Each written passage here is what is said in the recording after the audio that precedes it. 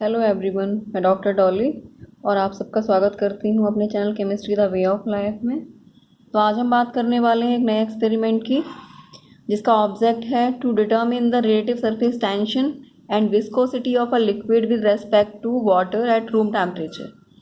तो हमें कोई भी लिक्विड जो कि गिवन होगा, अननोन सैम्पल, लिक्विड सैम्पल, उसका वाटर के रेस्पेक्ट में एक तो विस्कोसिटी फाइंड आउट करनी है और दूसरा सरफेस टेंशन फाइंड आउट करना है। तो इसके लिए हमें जो एपरेटस रिक्वायर्ड है वो क्या क्या है? हमें इसमें स्टाइलैग्मोमीटर चाहिए, पिक्नोमीटर चाहिए और ओसवाल्ट विस्कोमीटर चाहिए। इसके साथ साथ हमको चाहिए एक rubber tube with screw pinch और साथ में स्टॉप वॉच और एक प्योर लिक्विड चाहिए। मतलब कोई भी मिक्सचर नहीं चाहिए, जो भी लिक्विड हो जिसका कि हमें डिस्टिल वाटर के रेस्पेक्ट में सरफेस टेंशन और विस्कोसिटी फाइंड आउट करनी है, वो प्योर होना चाहिए, कोई मिक्सचर नहीं होना चाहिए। तो इसके लिए ये जो स्टाइलैग्मोमीटर, पिक्नोमीटर और विस्कोमीटर किस तरीके के दिखते हैं, पहले हम ये देख लेते हैं। तो देखिए, ये है एक पिक्नोमीटर। तो इस पिक्नोमीटर में एक ट्यूब होती है जो कि यू ट्यूब जैसी दिखती है। इसमें यू ट्यूब जैसी ट्यूब नली होती है, जिसमें कि एक तरफ एक बल्ब लगा होता है। मतलब थोड़ा सा पोर्शन इसका बल्ब जैसा होता है, एक तरफ एकदम से ट्यूब जैसा होता है, दूसरी तरफ एक बल्ब जैसा पोर्शन होता है। दो एंड होते हैं इसके।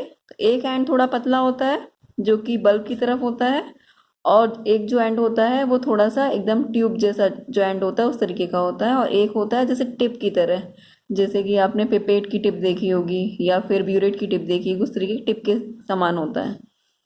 तो यहाँ जो एंड है, जो कि ट्यूब जैसा एंड होता है, उसको हम सक्शन ट्यूब कहते हैं, जहाँ से कि हमें बबलर या फिर जो रबर जो रबर कॉक होती है वो लगानी होती है। और हमें लिक्विड इस तरफ, ये वाला एंड लिक्विड की तरफ रहता है, यहाँ पे हम रबर कॉक लगाते हैं या बबलर लगाते हैं, और यहाँ से लिक्विड इसके थ्रू शक किया जाएगा और इस पूरी ट्यूब में लिक्विड फिल किया जाएगा। तो इस जो भी ये पिक्नोमीटर है, इस पिक्नोमीटर को पहले हम एकदम से ड्राई कर लेते हैं, और ड्राई करने के बाद में इसको हम वे करते हैं। एम्प्टी पिक्नोमीटर को वे करते हैं और उस वेट को नोट कर लेते हैं। इसके बाद हम इसको डिस्टिल वाटर से फिल करते हैं और इसका दोबारा से इसको वे करते हैं और उस वेट को भी नोट कर लेते हैं। इसके बाद इसको हमें दोबारा से ड्राई करना होता है। ड्राई करने के बाद फिर हमें जो भी सैंपल लिक्विड मिला हुआ है उस सैंपल लिक्विड को इसके अंदर फिल करेंगे और इसको फिर से वे करेंगे। इस तरीके से हमारे पास 3 वेट आ जाते हैं और इन 3 वेट्स के थ्रू फिर हम अपनी कैलकुलेशन करते हैं। तो ये तो हो गई पिक्नोमीटर की बात। इसके बाद इसका जो ये एंड है, ये वाला जो एंड है और एक ये वाला जो एंड है, हमें जो भी लिक्विड फिल करना होता है वो पूरा कंप्लीटली फिल करना होता है। मतलब ये एंड और ये एंड, इन दोनों एंड्स पर बिल्कुल इक्वली लिक्विड का एंड आना चाहिए, चाहे हम उसमें डिस्टिल वाटर वे कर रहे हो, चाहे हम उसमें सैंपल लिक्विड वे कर रहे हो। तो इस तरीके से हम वेट ले लेते हैं एम्प्टी पिक्नोमीटर का, एक बार डिस्टिल वाटर के साथ और फिर थर्ड टाइम हम अपने सैंपल लिक्विड के साथ में। इसके बाद ये है स्टेलैग्मोमीटर। तो जो स्टेलैग्मोमीटर होता है, ये भी एक पतली ट्यूब की तरह होता है। इस पतली ट्यूब में बीच में एक बल्ब जैसा स्ट्रक्चर होता है और ऊपर की तरफ एक मार्क बना हुआ होता है। इस तरीके से नीचे की तरफ भी एक मार्क बना होता है, और साथ में ये कभी कभी ये ग्रेजुएटेड होता है और कभी ये नॉन ग्रेजुएटेड भी रहता है। तो हमें ग्रेजुएटेड स्टेलैग्मोमीटर का यूज़ करना चाहिए ताकि हमें पता रहे कि यहाँ पर जो टोटल अमाउंट आ रहा है लिक्विड का, कितने ml आ रहा है, उससे हमें उसका मेजरमेंट भी पता चल जाएगा कि कितने ml में हमारी कितनी drops, number of drops liquid की आ रही हैं, ये भी हमें पता चल जाता है। तो यहाँ ऊपर की तरफ अपर मार्क होता है, यहाँ बल्ब, और नीचे की तरफ लोअर मार्क होता है। इस मार्क के नीचे की तरफ यहाँ कैपिलरी ट्यूब होती है और इसका एक एंड एकदम से फ्लैट एंड होता है। इस तरीके से हमें इसमें जो लिक्विड फिल करना होता है वो अपर मार्क तक फिल करना होता है। उसके बाद हम उस अपर मार्क से लिक्विड के लोअर मार्क तक आने पर कितनी नंबर ऑफ ड्रॉप्स वो फॉर्म कर रहा है। तो एक बार हम इसको डिस्टिल वाटर से फिल करते हैं और नंबर ऑफ ड्रॉप्स काउंट कर लेते हैं, और दूसरी बार हम इसको फिर अपने सैंपल वाटर से फिल करते हैं और नंबर ऑफ ड्रॉप्स काउंट कर लेते हैं। तो इसका क्या प्रोसेस है, क्या फॉर्मूला है कैलकुलेशन का, वो मैं बाद में बताऊंगी। लेकिन यहाँ जो नंबर ऑफ ड्रॉप्स हैं वो एक्चुअली डिपेंड करती हैं जो भी सरफेस टेंशन है किसी भी लिक्विड का उसके ऊपर। तो अगर हम इसको समझें इस तरीके से, तो देखिए जो सरफेस टेंशन का जो फॉर्मूला होता है वो F/L होता है।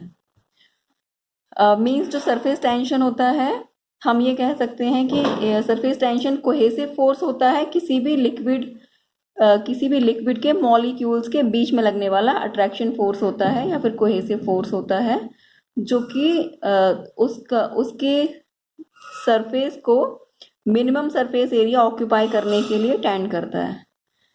तो इसको अगर हम देखें तो इसका फॉर्मूला F/L है, means force per unit length. अगर हम इसको इस तरीके से कहेंगे, इसका जो यूनिट होती है वो न्यूटन पर मीटर होती है। अगर हम रिलेटिव सरफेस टेंशन की बात करें तो इसको हम N2/N1 मल्टीप्लाइड बाई D1/D2 से डिनोट करते हैं। लेकिन मैं आपको बताने वाली थी कि नंबर ऑफ ड्रॉप्स और सरफेस टेंशन में क्या रिलेशन होता है। तो देखिए यहाँ T सरफेस टेंशन है जो कि PR/2 के बराबर होता है। तो यहाँ जो P है ये है प्रेशर, और जो R है ये है रेडियस ऑफ द स्फीयर या फिर रेडियस ऑफ द ड्रॉपलेट। तो अगर हम देखेंगे तो सरफेस टेंशन और रेडियस ऑफ ड्रॉपलेट दोनों एक दूसरे के डायरेक्टली प्रोपोर्शनल हैं। इसका मतलब किसी भी लिक्विड का अगर सरफेस टेंशन हाई होगा तो वहाँ पर उससे बनने वाली ड्रॉपलेट की रेडियस भी बड़ी होगी, यानी कि जितना ज़्यादा सरफेस टेंशन होगा उससे बनने वाली उस लिक्विड की जो ड्रॉप बनेगी वो उतने ही बड़े साइज की बनेगी। तो इससे हम ये कंक्लूड कर सकते हैं कि जो भी लिक्विड जिसका कि सरफेस टेंशन हाई है, जैसे कि हम वाटर को देखें तो वाटर का सरफेस टेंशन हाई होता है, अगर हम ऑयल को देखें तो ऑयल का सरफेस टेंशन लो होता है। अगर हम दोनों लिक्विड्स को कंपेयर करें तो अगर वाटर का सरफेस टेंशन हाई है तो वाटर की जो ड्रॉप का साइज होगा वो ऑयल की ड्रॉप के साइज से बड़ा होगा। अगर देखिए यहाँ जो हमारा स्टेलैग्मोमीटर है इसका वॉल्यूम तो फिक्स है, लेकिन अगर इसमें इतने वॉल्यूम में जितनी छोटी ड्रॉप बनेगी उतना ही नंबर ऑफ ड्रॉप ज़्यादा आएगा, और जितनी बड़ी ड्रॉप बनेगी उतना ही नंबर ऑफ ड्रॉप्स कम आएगा। तो इस तरीके से हमें डिस्टिल वाटर और जो भी हमारा सैंपल लिक्विड है उन दोनों की नंबर ऑफ ड्रॉप्स क्योंकि कंपेयर करनी है, तो ये हम थोड़ा सा अपने माइंड में रख सकते हैं कि अगर मैं डिस्टिल वाटर लेंगे और उसके रेस्पेक्ट में अगर हम कोई हाई सरफेस टेंशन वाला लिक्विड लेते हैं अगर वाटर के रेस्पेक्ट में, तो उसकी जो ड्रॉप का साइज होगा वो वाटर से भी ज़्यादा बड़ा हो सकता है। लेकिन अगर उससे लोअर सरफेस टेंशन वाला कोई लिक्विड लेते हैं तो उसकी ड्रॉप का साइज वाटर से छोटा होगा, तो वहाँ नंबर ऑफ ड्रॉप्स का बढ़ जाएगा। तो इस तरीके से ये बेसिक कॉन्सेप्ट है नंबर ऑफ ड्रॉप्स को सरफेस टेंशन से रिलेट करने के लिए। और जो थर्ड हमें यहाँ डिवाइस लेना है वो क्या होता है, ओसवाल्ड विस्कोमीटर। तो जो ओसवाल्ड विस्कोमीटर है इसमें भी 2 आर्म्स होती हैं। अगर हम इसको आर्म 1 बोलें, इसको आर्म 2 माने, तो यहाँ पर आर्म 1 में बल्ब ए होता है और आर्म 2 में बल्ब बी होता है। यहाँ पर भी जो बल्ब बी है इसके ऊपर की तरफ एक अपर मार्क होता है और इसके नीचे की तरफ भी एक लोअर मार्क होता है, और जो लोअर मार्क है इस लोअर मार्क से एक फाइन कैपिलरी ट्यूब पास होती है। तो इस तरीके से जो विस्कोमीटर है ये विस्कोसिटी फाइंड आउट करने के काम में आता है। तो यहाँ पर जो विस्कोसिटी हम फाइंड आउट करते हैं उसके लिए हम लिक्विड को फिल करते हैं, यहाँ अपर मार्क तक फिल करते हैं, और उस अपर मार्क से उसको लोअर मार्क तक आने में कितना टाइम लगता है उसका हम टाइम काउंट करते हैं। तो इसके लिए हमें क्या करना होता है, इसका जो बल्ब ए होता है ये बल्ब ए हमें कंप्लीटली फिल नहीं करना होता, ये बल्ब ए हमें ऑलमोस्ट हाफ से थोड़ा सा ज़्यादा फिल करना होता है, क्योंकि अगर हम इसको पूरा ऊपर तक फिल कर देंगे तो ये नीचे की तरफ ही नहीं जाता है, जो यहाँ लिक्विड रहेगा वो नीचे की तरफ ही नहीं जाएगा। इसलिए हमें इसको हाफ से थोड़ा सा ज़्यादा फिल करना होता है ताकि यहाँ पर थोड़ा स्पेस रहे। तो ये वाला जो अपर मार्क है यहाँ से लिक्विड नीचे की तरफ फ्लो करके आए और वो पोर्शन इस तरफ ऊपर की तरफ बढ़ जाएगा। इन दोनों का लेवल बराबर हो जाएगा, हमने पहले से ही ऊपर फिल किया हुआ है। उस कंडीशन में ये अपर मार्क से नीचे लोअर मार्क तक नहीं आ पाता है और हम रीडिंग नहीं ले पाते हैं। इस तरीके से हमें इसमें पहले डिस्टिल वाटर फिल करना होता है और उसके अपर मार्क से लोअर मार्क तक आने में कितना टाइम लग रहा है वो हमें काउंट करना होता है। उसके बाद हमें इसमें लिक्विड फिल करना होता है। लिक्विड के लिए भी अपर मार्क से लेकर लोअर मार्क तक आने में उसे कितना टाइम लग रहा है उस टाइम को हमें काउंट करना होता है।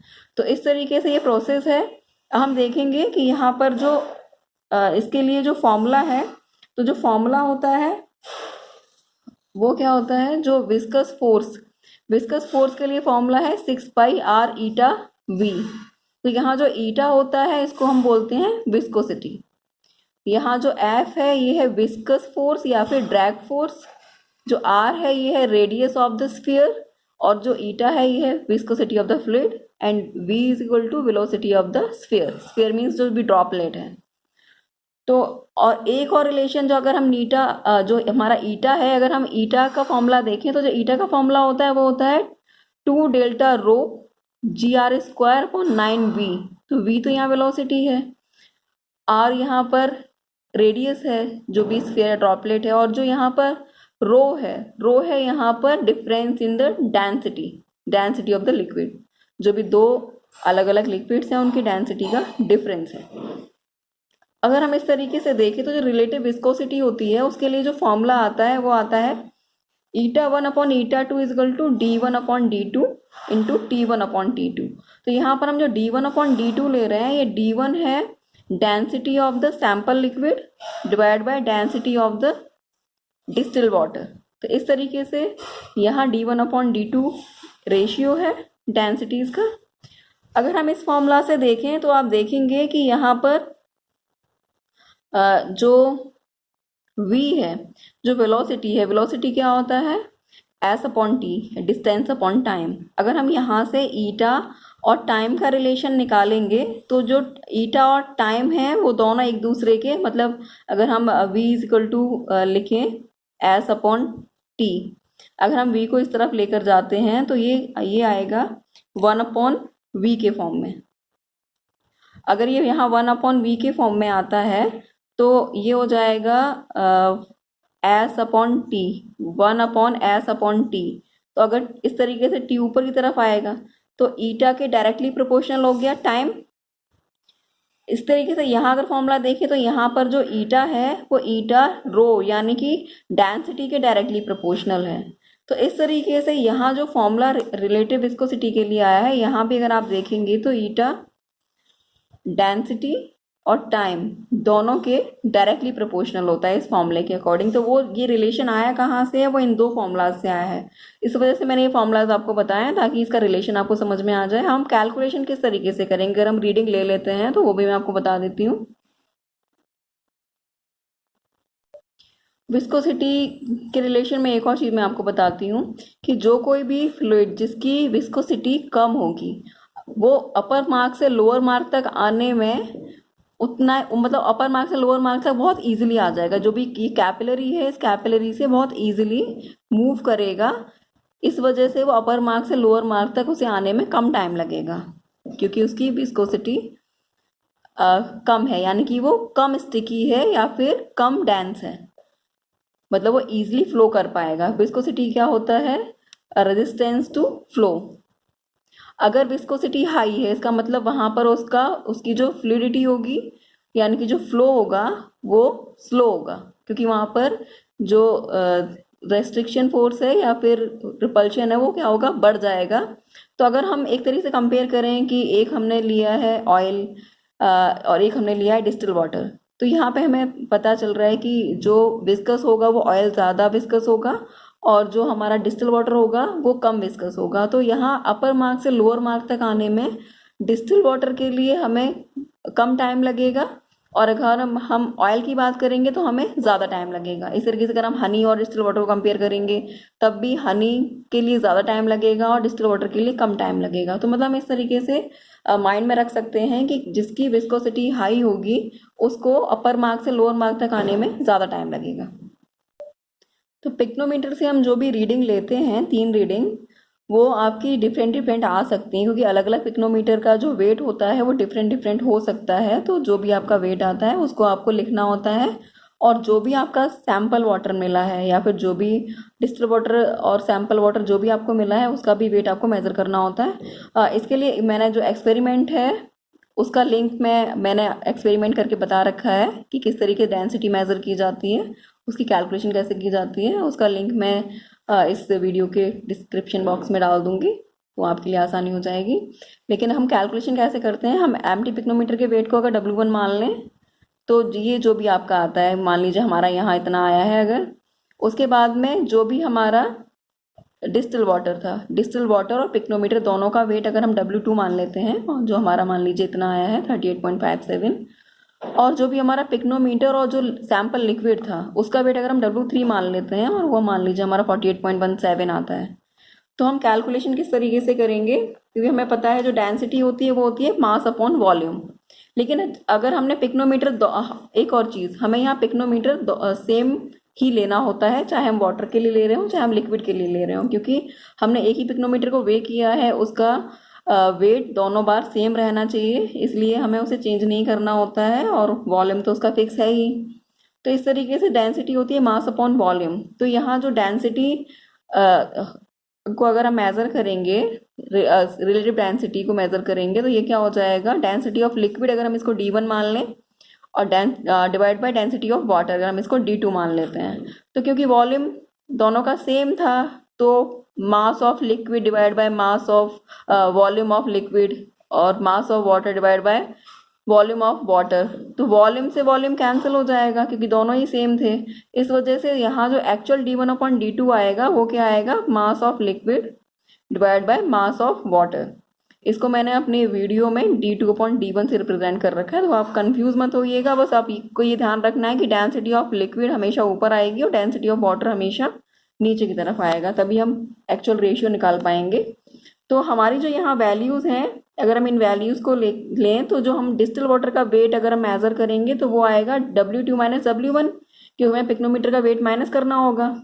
तो ये हो जाएगा 38.57 माइनस 30.55, और जो हमारा लिक्विड का वेट आएगा वो आएगा 48.17 माइनस 30.55। हमने वही वैल्यूज़ यहाँ लिखी हुई हैं, जो मास of liquid divide by mass of water का। तो यहाँ जो हमारा रेशियो आ रहा है वो आ रहा है 2.197।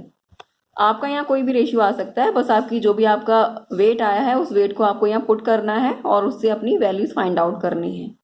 इसके बाद अगर हमें relative surface tension find out करना है तो उसके लिए हमें एक ऑब्जर्वेशन टेबल बनानी होती है। तो इस ऑब्जर्वेशन टेबल में हमें क्या लिखना होता है, हमें number of drops with water, number of drops with liquid, और उसका हमें मीन निकालना होता है। मतलब हमें 3 रीडिंग लेनी होती हैं, जो भी आपकी रीडिंग आएंगी, अगर आपको जो भी डिस्टिल वाटर मिला है या फिर टैप वाटर मिला है उसका जो भी सैंपल है उसकी रीडिंग, मान लीजिए हमारी रीडिंग है यहाँ पर 40, 43, 42 आई है, तो हम इसका जो एवरेज हमने निकाला है वो 41.66 आया है। इसको हम 42 लेकर चलेंगे अगर हम इसका राउंड ऑफ कर देंगे तो। इसी तरीके से जो लिक्विड के साथ हमारी सैंपल लिक्विड के साथ जो हमारी रीडिंग आई है वो 102, 104 और 103 आई है। इससे हमें ये पता चलता है कि ये इसका सरफेस टेंशन कम है, क्योंकि यहाँ पर size of the drop water का अगर बड़ा होगा तो यहाँ नंबर ऑफ ड्रॉप्स कम आई हैं, और इसका साइज ऑफ द ड्रॉप छोटा होगा इसलिए नंबर ऑफ ड्रॉप्स ज़्यादा आई हैं। तो इसके लिए जो हमारा मीन वैल्यू आएगी, इसका जो एवरेज आएगा वो 103 आ रहा है। तो इस तरीके से हमें 2 वैल्यूज़ मिल जाती हैं, एक हमारी डिस्टिल वाटर के लिए और एक हमारी लिक्विड के लिए। अब हम इनको फॉर्मूला में पुट करेंगे और कैलकुलेशन करेंगे। तो देखिए जो रिलेटिव सरफेस टेंशन का फॉर्मूला है वो है N2/N1 इंटू D1/D2।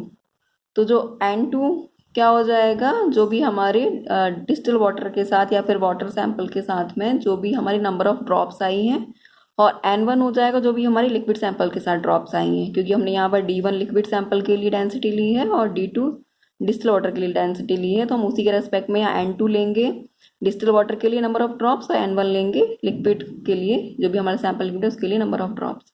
तो यहाँ पर हमारा ये 42 आया था डिस्टिल वाटर के लिए, और जो लिक्विड सैंपल के लिए 103 आया था।